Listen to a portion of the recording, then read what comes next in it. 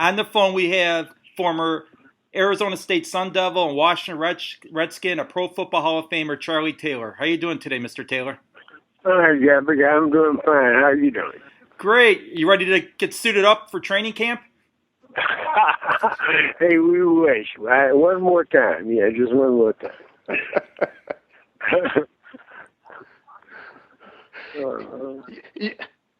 You grew up in Grand Prairie, Texas, and I know Grand Prairie is, somewhat civilized nowadays. It's between Dallas and Fort Worth, and there's a lot of everything. What was it like growing up there, though? Because back then, I can't imagine it was quite the metropolis that it is today. It was a little rough, but it was okay. We survived. Yeah. Was there much there then? Yeah. We at the LTV, which made build airplanes. Everybody was working, and they had General Motors come in up in Austin, so everybody had jobs. So we made it okay. I see that your mother was a chef. What kind of food did she cook? Well, whatever she felt like it, because every day was either roast or steaks or something, whatever she felt like bringing in, Yeah, that was one thing with her job. She kept us fed, yeah. Well, that's good. Yeah. You ended up at Arizona State. Now, you grew up in an era where Southwest Conference football was pretty much a whites-only conference.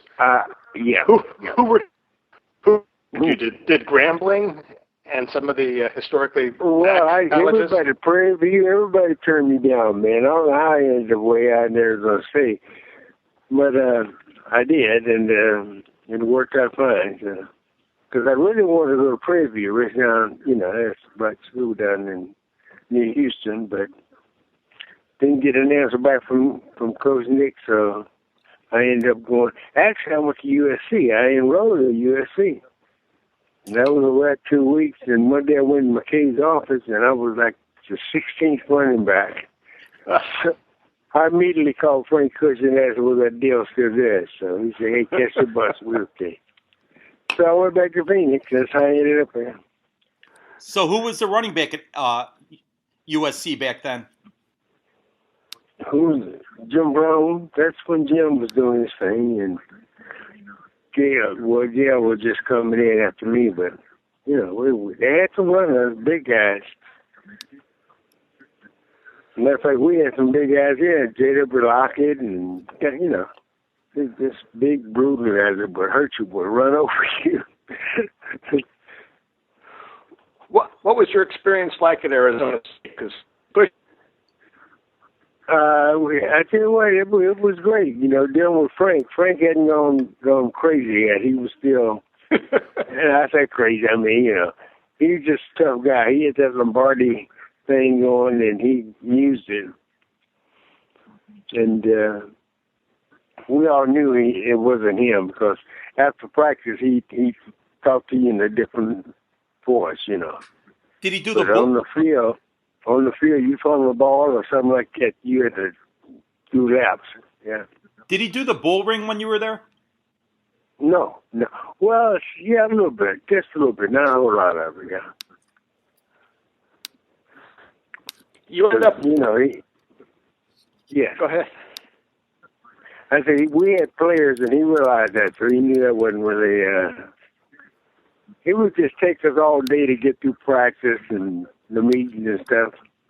And he was a character. How did you handle the heat? Obviously, you were growing up in the Grand Prairie. Yeah. How did I handle Frank?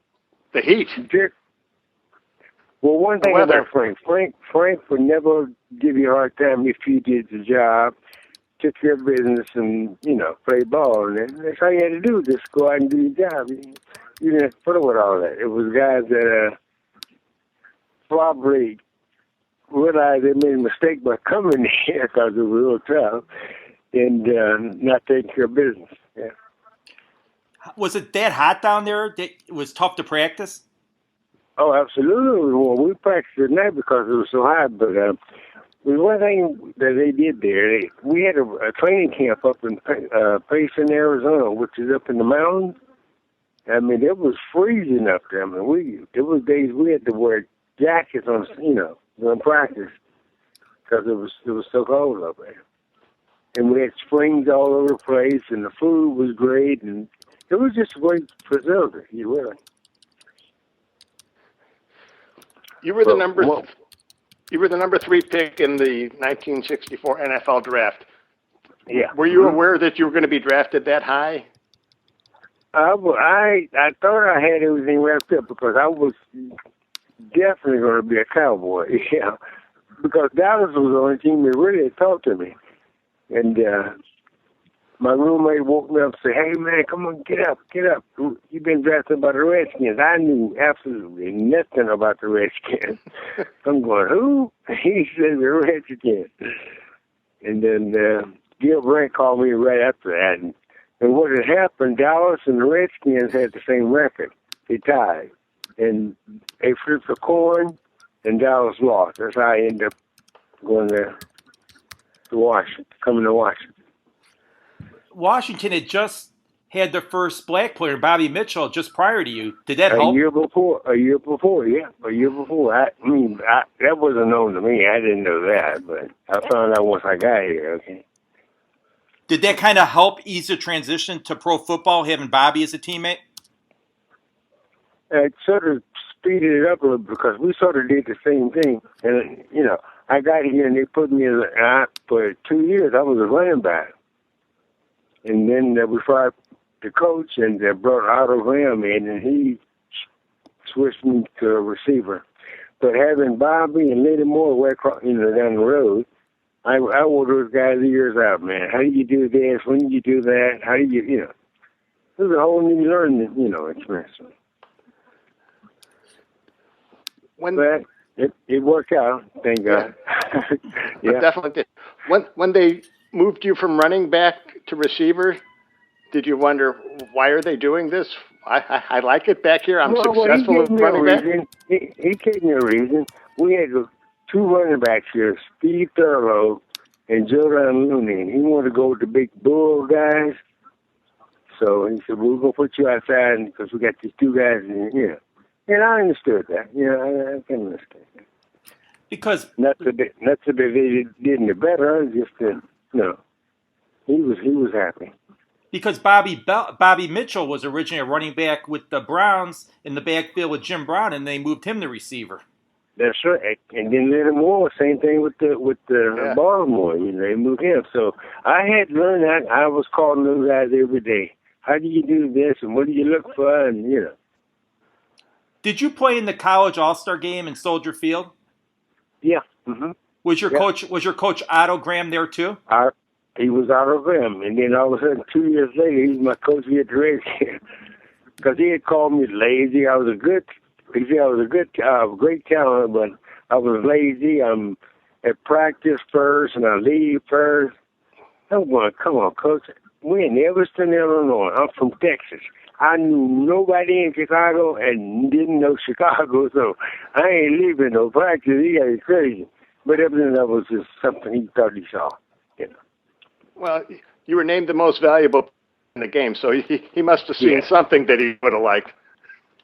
Yeah, but for him to come out in the papers and tell him I was lazy and then first one leaving practice and, it's crazy. I mean, we're in Chicago. I mean, who I know in Chicago? Nobody. No, you're right. So where was I going if I was leaving? We rode the bus to practice. Come on. It was wild. And then Frank came to me. He wrote him a letter. Then Pete wrote him a letter. And then 2 years later, he was my coach at Washington. I'm going, how about that? But it worked out fine. When did he call you lazy? Before the game, or during the game, or after? No, this is before the game. I probably wouldn't even play in the game had not Tony Jordan got hurt and we needed her back. So I just he sent me in. Yeah, but he didn't last too long with the Redskins, and then Vince Lombardi came in for a year in '69. What was playing for Lombardi? Oh man. You talking about the coach, man. I tell you what, I can see how those guys at Green Bay kind of loved him and kind of hated him a little bit because he was tough now. But he was also fair, and he knew what he was doing. He knew how to win, and he would put together packages so he could win. That 64 draft, I think, was probably one of the greatest of all times. I'm looking at the Hall of Famers. You had Bob Boomer Brown, you, Carl Eller, Paul Warfield, Mel Renfro, Paul Krause, Dave Wilcox. These names are incredible, and they're still. It was a few guys. Yeah. Oh, I'm forgetting Bob Hayes, Bill Parcells, Roger Staubach, Leroy Kelly. Yeah. It was like a who's who. That was a great year, man. Everybody was a superstar then. So. That's wild. I hadn't noticed that until they started talking about it. I heard guys talking about it. So, whoa. And that was a great bunch. And Warren started off the way you did as a running back at Ohio State, ends up with the Browns and later the Miami Dolphins as a Hall of Fame receiver. So. Right. Well, actually, I thought I was going to play defensive back for now. He wanted me to play defense, so. At the All-Star game, I'm up there covering Paul Warfield in practice, and you know what that was like. Good luck. Oh, yeah, right. I think that's why I got mad at him, because on one play, the ball was thrown, and Paul and I step for step. Well, Paul didn't go for the ball, so I didn't go for the ball. I run alongside. The coach went crazy. He goes, "Go get the ball." I go, "Coach, he didn't go for it. You think I can make a play?" Well, was there any temptation? Was there any temptation at ASU to become a professional baseball player? When I played a little third base, I was there with Jim Palmer and Reggie Jackson. Yeah, I played a little bit. We scrimmaged in L.A. and Frank Howard hit a ball off my knee, and Frank took me off the team. He said, "No more baseball for you, sir." I played 3 games, and that was it.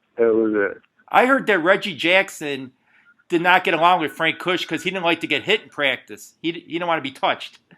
Well, I tell you what, Reggie was pretty fast, and he didn't get hit very often. He was scoring touchdowns, and Frank had that little thing about him. You scored 3 touchdowns, 7 yards, and he called you, that ain't nothing, I could do that. He'd blow it off, Well, I go back out for spring ball, and Reggie had scored 3 times, and Frank come up with that little saying, and Reggie just quit right there. Oh. That was his last game of football for Arizona State. Were you better at football? I could do both. I would go home during the summer and play with my dad and them back in Texas, and I did all right. Yeah. What was it like having Sonny Jurgensen as a quarterback? The miracle, man. Sonny was about far ahead of his time. The man could throw the ball either hand and behind his back. He was a great guy to work with. How did the Redskins change when George Allen came in as coach in '71? Well, the year LeBoy walked in, he taught us how to win. And then George come in and, give us that little momentum to win, And he just kept us, made us all one, But we cared about each other and we looked out for each other, That's what George did. George always liked to bring veterans in. He liked the old guys because he felt, I think, that they knew the game better than the young guys. Yeah, less mistakes. And when he was safe talk to older, veteran guy, the guy knew what he was saying, where rookies and first, second year guys, they had no idea. But we use some rookies, that played well. Yeah. Now, you also have another quarterback at Washington, a guy by the name of Billy Combs. If he threw a spiral, I don't know if he ever threw a spiral, but he had a hell of a lot of completions. He threw 2. Both of them against Dallas. I couldn't believe it. I'm going down the sideline. I look back, the ball is taking off. I go, whoa, I got to go get this thing. And actually, two spiral balls over 30 yards. But he was successful. But he was tough, and he did. So we just made an adjustment. Roy Jefferson and I, we just slowed down instead of going 4 steps, and then we go 3 because the balls were either going to be late or early. Normally, when the defense get to the ball, they threw a collision ball. What corner? He was a quarterback. Sonny was hurt. Yeah. What cornerback gave you the hardest time? Say again? What cornerback gave you the hardest time covering? Oh, Mel Renfro and Lynn Barney. Those 2 guys, man, were tough. Mel Blunt, big guy. Kenny Houston, safety, will knock you out, All those guys, I had to fight all those guys because they doubled me every weekend. So I just, What was Bobby doing? Bobby was catching balls. So they doubled you, and Bobby got single coverage and caught the balls. Right. There you go. And then when they realized Bob was killing them, then that opened me up a little bit. Yeah. Then you also had another good receiver, Roy Jefferson. Yeah, we had a tight end in there, boy kid named Jerry Smith, whom I played with together in college. And when they would double Bobby and myself, or Roy and myself, Jerry would kill him. He'd score 4 or 5 times, man. So that took a little pressure off. They had to cover him a little bit, yeah. What was Jerry Smith like as a teammate? It was great. And we lost him, but he was a heck of a player. He was a little light for tight end because he only weighed 215 or 217, but he was smart and knew how to get the block, yeah. When you guys made it to the Super Bowl, what was that experience like for you? The only thing that hurt us about it is that Sonny was out, and with Miami playing that zone, Billy had a problem, finding openings. And we took up errors, and but to play, I ended up playing in one and coaching in 4 other ones. So I had my share. With the Redskins, did you see racial tension there when you were playing for them on the team? No, not really. No. I didn't realize they had a problem with it until I got here because all of our preseason games was down in North Carolina, Florida, and places like that. And, here in Virginia. And they played Dixie before the game, and that blew my mind. I go to Bobby, I would go to Bobby, and he would explain what was taking place. And that was just the way it was. I had no idea. Well, when you joined the NFL, I guess Washington was about the most southern location in the league. Right. And I think some of those people were still fighting for the Confederacy at that point. I'm not sure, but. Well, I'm not sure either. It was a heck of ownership. I didn't realize that after we had gone and, moved on, that was all part of it. Yeah. How did it change when George Preston Marshall basically gave up the team and Jack Kent Cook took over? Well, when Mr. Cook took over, it was a whole different ball game. He wanted to win, and he was the right guy because he was at his best when we were losing games. He'd come in and ask Joe Gibbs, "What do you want?" And so we ended up, well, we need something, we got it. And he wasn't afraid to spend money on players. Oh, absolutely not. No. But he spent it wisely. He would listen to everybody. He wouldn't just take Joe's word. He listened to the personnel people and the assistant coach. He would listen to everybody. You got to play 1 year with probably the greatest defensive lineman in history, Deacon Jones, who passed away last year. What was Deacon like? Yeah. Oh, man, Deacon was unreal. I mean, you talking about a guy who loved what he was doing and did it well, better than anybody I've seen. He was just unreal. Fast for a big guy. He was a runner. He could do it. I don't think we'll see anybody play the game as well as Deacon played his position. Now, I remember you as number 42, and the Redskins had a guy, number 43, a running back, Larry Brown. Oh, man. Which one of you was a better running back? Oh, come on now,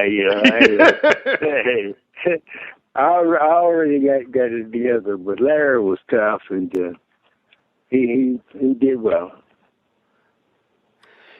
You also caught from a guy the name of Joe Theismann.